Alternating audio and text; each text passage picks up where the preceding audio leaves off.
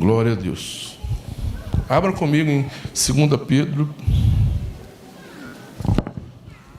1 Pedro 2,9. 2,8. Ixi, ora por mim aí. 1 Pedro 2,8.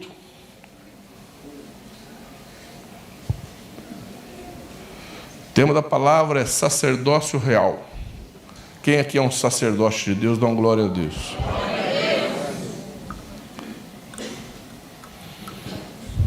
Aí quando vem pregador de fora, corre tudo de obreiro aqui, ó, para abrir a água. A gente que é de casa, ó, tá vendo como que é? Nem liga pra gente. Tô brincando, tô brincando. Não abre água pra gente, não faz nada, meu Deus do céu. Tem que se virar. Aí.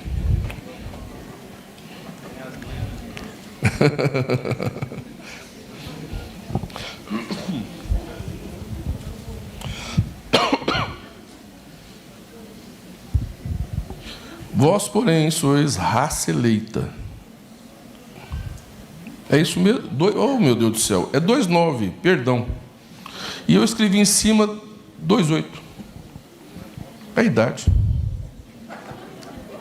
Eu escrevi aqui em cima 2,8. Mas aqui na Bíblia está 2,9. Vós, porém, sois raça eleita, sacerdócio real, nação santa, povo de propriedade exclusiva de Deus, a fim de proclamardes as virtudes daquele que vos chamou das trevas para a sua maravilhosa luz. Pai, no nome de Jesus, eu peço a Tua graça e a Tua misericórdia sobre as nossas vidas, Senhor. Fala conosco, ó Deus, nesta noite. Ó Deus, ministra em nossos corações a Tua palavra, Senhor. Espírito Santo, me usa nesta noite. Tu sabes como eu sou limitado, falho. Ó Deus, Tu sabes, ó Deus, o quanto eu necessito que seja o Senhor ministrando na minha vida. E através de mim, Senhor, ministra na vida de cada um que está aqui, ou meu Pai em casa, através da TV, Senhor. Ministra, Pai, eu te peço em nome de Jesus, e que em tudo o Teu nome seja glorificado, Senhor, em nossas vidas e neste ministério, em nome de Jesus. Amém. A Bíblia fala, no Velho Testamento, nos livros de Levítico, que existe 3 unções. Em Levítico foi determinado 3 unções. A unção do leproso, a unção do sacerdote e a unção de rei. Quando você aceita Jesus, entrega a sua vida a Jesus, você recebe as 3 unções. As 3 unções vêm sobre a sua vida. A primeira unção que você recebe é a unção do leproso. O pecado, ele é simbolizado pela lepra. Então, quando você aceita Jesus, você é purificado dos seus pecados. O sangue de Jesus te purifica de todo pecado. No Velho Testamento, está determinado que a pessoa leprosa, se ela constatasse que ela estava purificada da lepra, era para ela ir até o sacerdote, e lá o sacerdote ia verificar se estava tudo em ordem, se realmente ela tinha sido purificada, tinha todo um procedimento, ia ungí-la. Né? Foi o que Jesus mandou aqueles leprosos fazerem, se apresenta ao sacerdote. Né? E quando então ele recebia a unção, ele estava o quê? Sarado. Né? Quando você aceita Jesus, e quando você entrega a sua vida a Jesus, você recebe a unção do leproso. Os seus pecados são perdoados. Não porque você virou santo e que não erra, não porque você é perfeito, mas porque o sangue de Jesus te purifica de todo pecado. Em Romanos fala que você é justificado. O que é isso? Justificado em Cristo Jesus. O que é isso? Você é transformado em justo. Imagina se você estivesse num júri, sendo condenado, está lá o juiz, está lá os teus acusadores, está lá o júri, todo mundo lá, e você é o réu. que vai ser preso, vai ser condenado. E de repente você recebe a notícia de que você foi justificado. Já não tem mais condenação. Por isso que a Bíblia diz: nenhuma condenação há para aqueles que estão em Cristo Jesus. Você me entende? Que isso é muito forte. E você é justificado. Quando Deus olha para você, Ele não vê você, mas vê o sangue de Jesus sobre você. Ele vê o selo da promessa do Espírito Santo sobre você. Nós muitas vezes, nós queremos sentir alguma coisa, nós queremos ter um arrepio, sentir algo sobrenatural.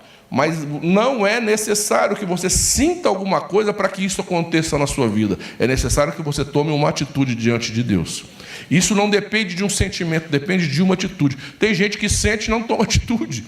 Então, o importante não é o sentimento, mas é você tomar uma atitude. E quando você fala com sinceridade de coração: Jesus, eu te aceito como meu Senhor e meu Salvador, e eu entrego a minha vida nas tuas mãos, no mundo espiritual muda tudo ao seu respeito. Ah, pastor, mas eu não vi nada, eu não senti nada. Você não viu nada, não sentiu nada, mas tudo mudou ao seu redor. Você foi tirado do império das trevas e foi transportado para o reino. O que é império e o que é reino? É governo. Você saiu debaixo do governo deste mundo, e neste mundo jaz o maligno, e quem governa este mundo é o maligno. Olha, dá uma olhada no mundo, você vai ver que o negócio não é bom, não tem nada de Deus nesse mundo, e quem governa este mundo é o maligno, e você vivia debaixo do governo deste mundo, mas quando você aceita Jesus, você entra no reino de Deus. Quem governa a sua vida agora é Deus. Você me entende? Quem muda tudo. Quem vai governar a sua vida, você não depende das leis deste mundo, mas você depende da lei de Deus. Se Deus determinar que você vai ser abençoado, o país pode quebrar, você vai continuar sendo abençoado. Se Deus determinar que você vai se levantar, o país pode entrar em crise, você vai se levantar, porque o Senhor é que manda na sua vida, é o Senhor que determina a bênção na sua vida. Não são as leis deste mundo, mas as leis do Senhor na sua vida. Por isso que quando você está no reino, você é do reino, você serve o reino, você declara: a minha vida pertence a Jesus e eu dependo de Jesus, não dependo dos homens. Porque quem governa a minha vida é Jesus, eu sou do reino.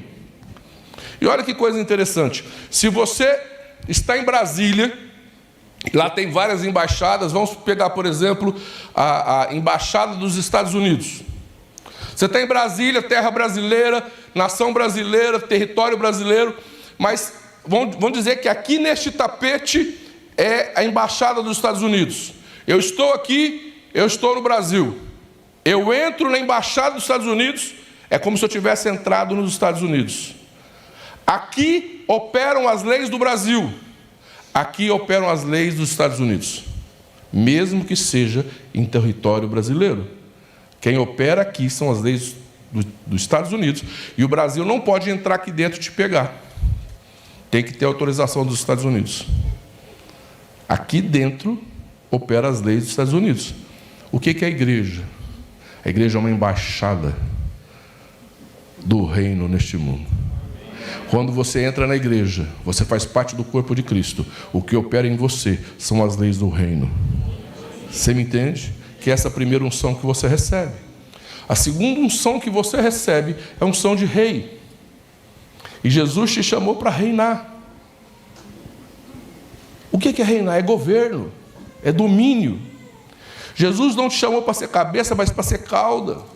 Jesus chamou para prevalecer de... Opa, está amarrado. Ainda bem. A hora que volta a fita, apaga tudo. A hora que o O dela ali.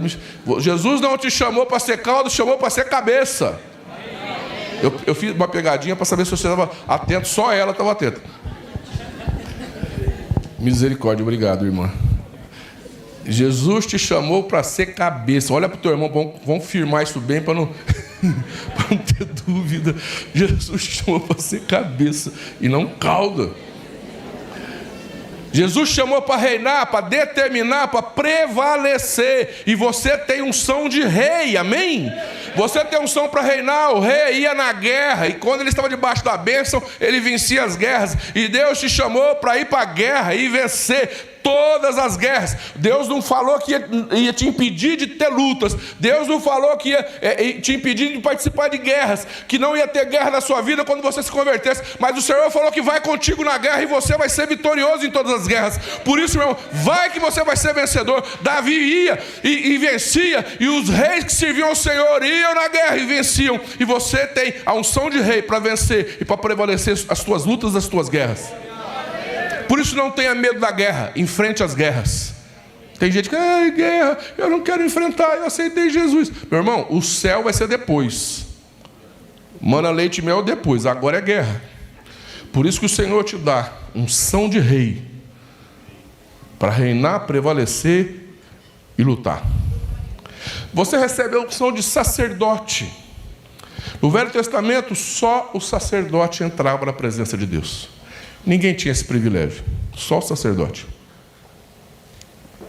Quando Jesus morre no Calvário, lá no templo, o véu que separava o homem dos santos foi rasgado de cima e embaixo. E nós, então, pelo poder do sangue de Jesus, temos a intrepidez de entrar nos santos dos santos. Você pode entrar na presença de Deus. Hoje, você recebe a unção de sacerdote e você pode ministrar na presença do Senhor. Tem 2 cultos, entenda isso. Acontecem simultaneamente 2 cultos, um na terra e outro no céu. Nós nos reunimos neste salão, aqui, e oramos e começamos a adorar. É um culto na terra. Mas se você está debaixo do sangue de Jesus, e você tem fé, e você começou a adorar o Senhor de coração, você sai da terra e também entra no céu, no Santos dos Santos. Então, espiritualmente, você entra nas dimensões espirituais e adora o Senhor no Santos dos Santos. Temos, pois, intrepidez, pelo sangue de Jesus, de entrar no Santos dos Santos. Está escrito em Hebreus. Então você entra. Quem quer todos os cultos, não ficar apenas no culto aqui da terra, mas entrar no Santos dos Santos. É isso que acontece. Você pode ministrar. Quando você ora e você começa a ministrar, você ministra na presença de Deus. Isso só acontece porque Jesus morreu por você, te deu unção de sacerdote. E hoje você é sacerdote. E mais do que isso, queridos, a Bíblia fala que você é sacerdote real. E Apocalipse também diz que Jesus nos constituiu reino e sacerdócio para o seu Deus. Então nós somos sacerdote real. E você tem a unção de sacerdote e de rei sobre a sua vida. Mas aí tem um problema. Há uma distorção do evangelho no mundo. Não é nem no Brasil, é no mundo. E essa distorção nos impede de receber o melhor de Deus, ou de fluir no Evangelho, ou de fluir na palavra, ou de fluir naquilo que Deus tem para a sua vida. Daniel, ou melhor, Nabucodonosor, tem um sonho, no livro de Daniel 3. Nabucodonosor tem um sonho, e esse sonho, ele sonha com uma estátua. Ele fala assim: gente, eu tive um sonho e eu quero que vocês me revelem o sonho. Aí os caras falam assim: fala o sonho que a gente interpreta. Ele falou: não, nada disso. Vocês têm que revelar o sonho sem eu falar o que sonho. É ruim, hein? Ele falou: não. Vocês têm que me contar o que eu sonhei sem eu contar para vocês o que eu sonhei. Senão eu vou matar vocês tudo. Vai morrer tudo. Os encantadores, os adivinhos, satrapa, lá, tudo. Vai morrer tudo. Aí ele pegou, correram em Daniel. Daniel, o negócio está feio para o nosso lado. O rei vai matar todo mundo, porque teve um sonho. E falou que se nós não descobrir o sonho dele e interpretar, vai matar todo mundo. Daniel falou: eu tenho a interpretação. E ele vai.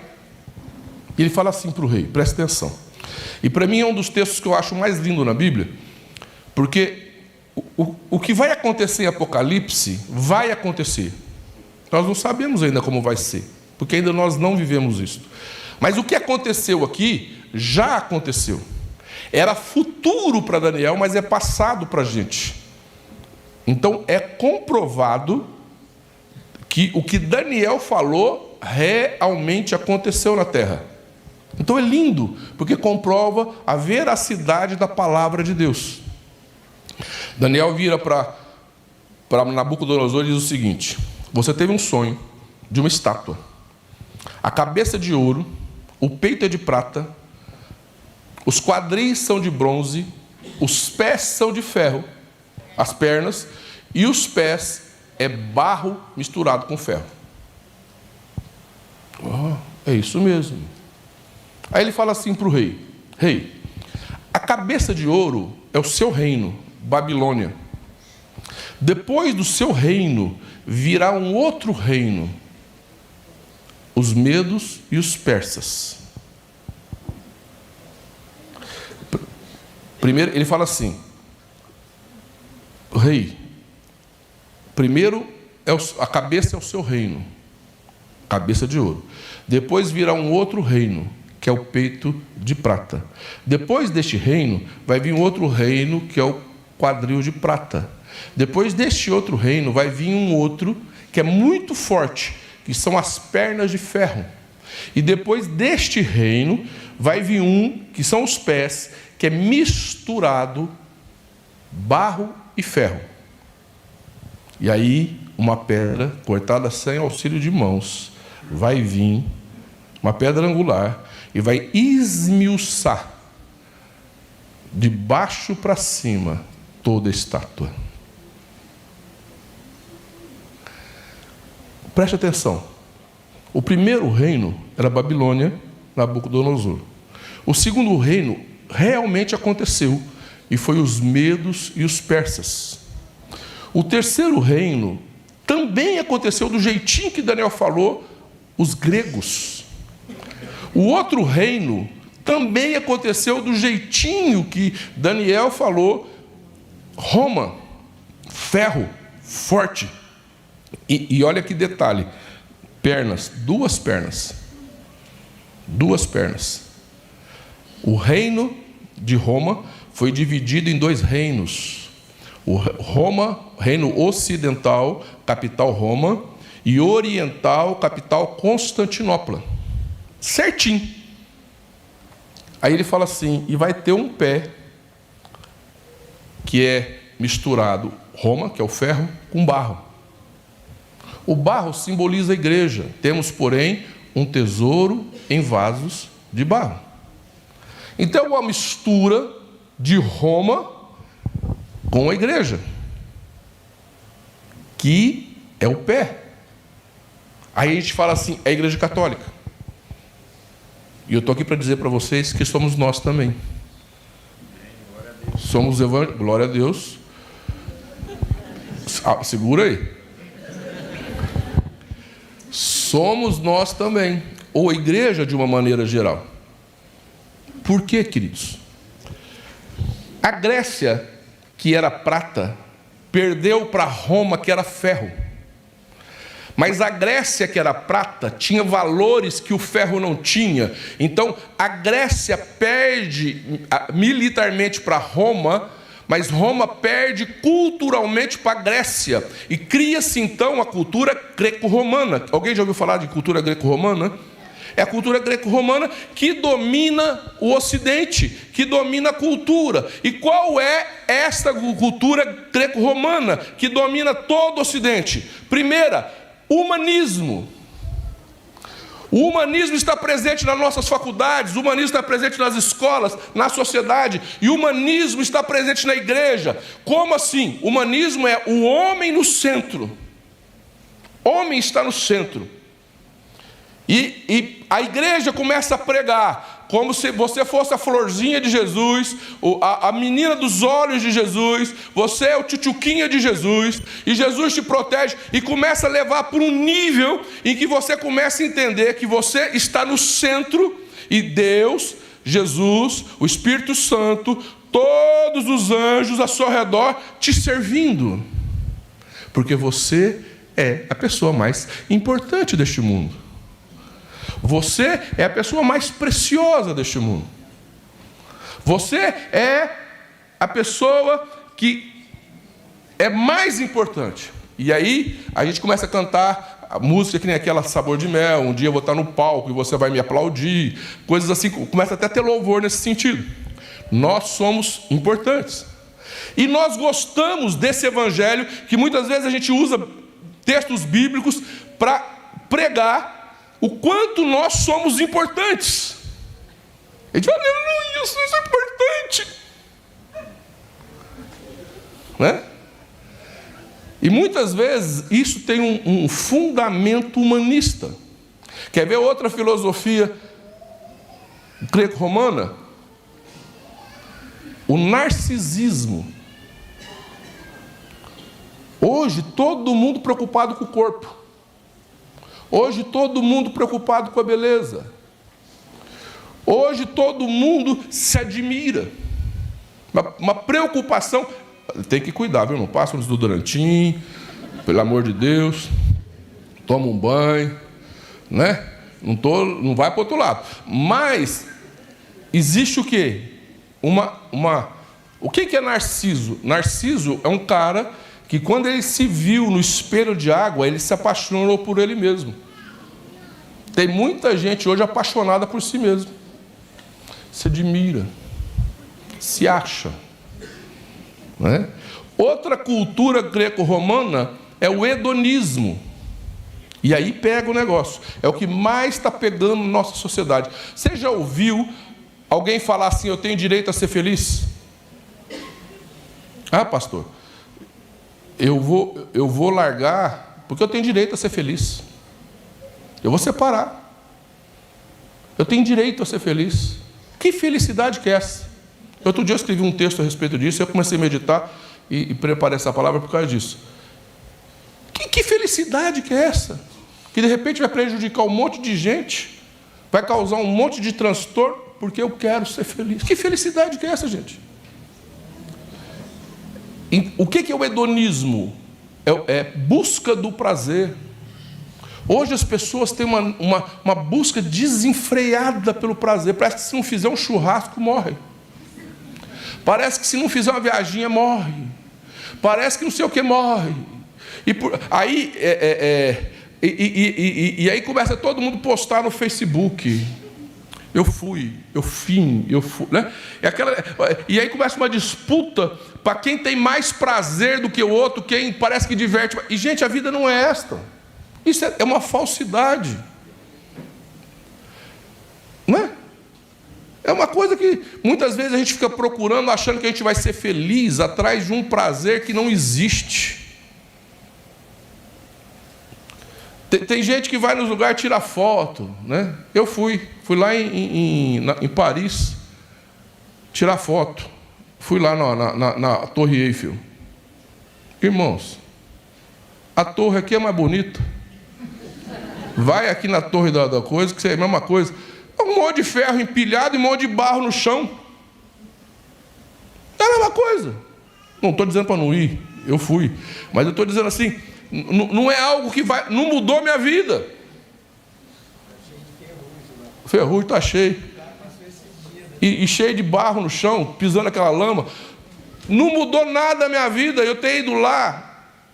Não mudou minha vida, não me fez mais feliz, não me fez mais especial, nada, só fui lá e vi.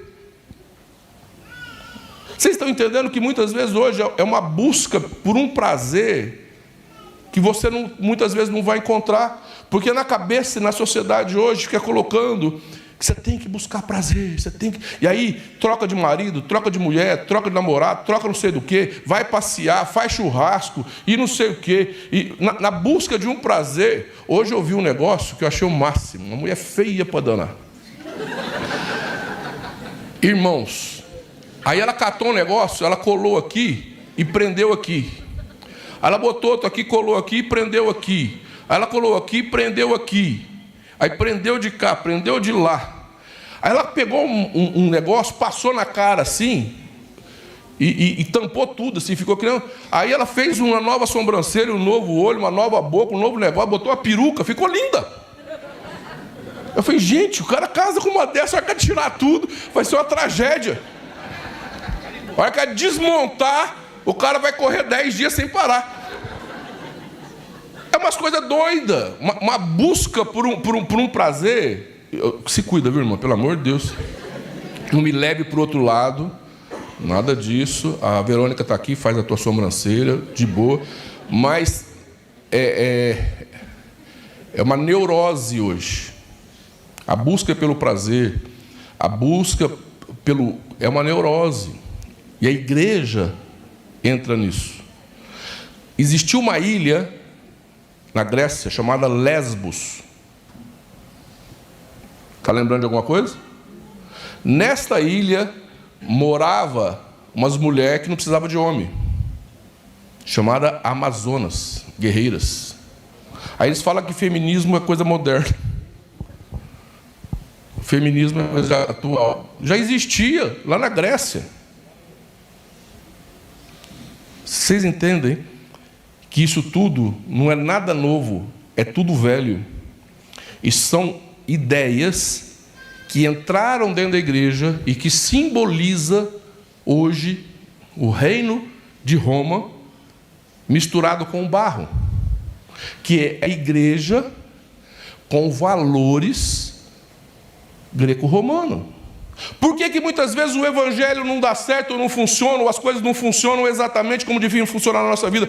Porque muitas vezes, preste atenção, o nosso evangelho que está sendo pregado muitas vezes é um evangelho com filosofia grego-romana. Não é uma filosofia cristã. Quem quer ter uma vida no Senhor e fluir na graça do Senhor? Agora segura que lá vem. Quando Deus fala para Josué atravessar o Rio Jordão, em Josué 3, e Deus fala para Josué atravessar o Rio Jordão, quem é que é sacerdote? Dá um glória a Deus. Ele manda o sacerdote botar a arca da aliança no ombro e ir em direção ao rio. Você imagina aquele sacerdote com a arca da aliança no ombro, em direção ao rio que não acontece nada. É você. E o povo atrás, 2 milhões de pessoas atrás. Eles vão. Ô Josué, você tem certeza que Deus falou com você esse negócio aqui? Vai em direção. Ô Josué, não é melhor a gente fazer uma campanha para saber se Deus falou mesmo? Vai, ele mandou ir. E o camarada vai, o sacerdote vai na frente. Se você é sacerdote, Deus te chamou para ir na frente. Fala para a pessoa que está do seu lado. É para você ir na frente. É para você comandar. Quem comanda a família é você. Quem vai na frente é você. Quem toma atitude é você. Quem tem que ter fé é você. E vai na frente. Quando o sacerdote põe o pé na borda do rio, o milagre acontece. O milagre acontece no último passo. Por isso que muita gente perde a bênção, porque desiste antes da hora. Permanece fiel, porque o Senhor é contigo. Permanece fiel, porque o Senhor vai cumprir aquilo que Ele te prometeu. Mas o que Ele cumpre na hora certa, não é antes. Muitas vezes a gente quer que Deus faça para a gente ver, para depois comprovar, para a gente ter certeza e não ter dúvida, e aí nós vamos fazer. Não, você faz e Deus é contigo. O rio abre. O rio abre. E acontece uma coisa. O sacerdote, ele para no fundo do rio, com a arca nos ombros, para que todo o povo atravesse para Canaã prometida. Para que todo o povo atravesse para Canaã prometida. 2 milhões de pessoas passou por eles, enquanto eles ficaram lá em pé, com a arca nos ombros, com a presença de Deus nos ombros. O rio aqui simboliza a morte. E eles permaneceram no fundo da morte, para que através deles as pessoas saíssem do deserto e entrassem na Canaã prometida. Esta proposta que Jesus tem para você. Não uma proposta humanista de que você é o centro tchutchuquinha da glória. Mas a proposta que Jesus fez para você é: se você quer vir após mim, negue a si mesmo. Pegue a sua cruz e me siga. Essa é a proposta do Evangelho. A cruz não é para... essa é minha cruz, minha mulher é minha cruz, minha sogra é minha cruz, meu marido... Não. Jesus carregou a cruz para quê? Para desfilar com ela. A cruz era carregada para a morte. Só carregava a cruz quem estava indo em direção à morte. Jesus está te convidando para morrer. Fala para o irmão que está do teu lado. Jesus está te chamando, é para morrer. É para a morte. Quem quer vir após mim, nega a si mesmo. Não tem evangelho com eu vivo, tem evangelho com eu na cruz. Nós queremos um evangelho cheio de eu não quero, eu não aceito, eu não sou assim, eu tenho que estar na cruz. Amém? Por isso que a Débora, ela citou um versículo e eu anotei até para falar. Jesus falou assim: se o grão de trigo caindo na terra não morrer, ele não produz fruto. O grão de trigo tem uma casca grossa. Preste atenção, a vida está dentro do grão. A vida está dentro do grão. Você tem o Espírito Santo. Só que o Espírito Santo está confinado dentro de uma casca grossa que é o seu eu. Se você pegar um grão de trigo e guardar numa gaveta 10 anos, 10 anos ele vai ficar lá. E o germe da vida trancado dentro daquela casca grossa. Mas se você colocar aquele grão de trigo na terra, e a ação da chuva, a ação do sol, do calor, da umidade, romper a casca, apodrecer a casca, destruir a casca, a vida que está dentro do grão vai germinar, vai florescer, e aí não vai ser um grão, vai ser muitos frutos. Você está me entendendo? Que o que te impede muitas vezes de desfrutar dos frutos do Senhor é a casca grossa, e a casca grossa é o nosso eu.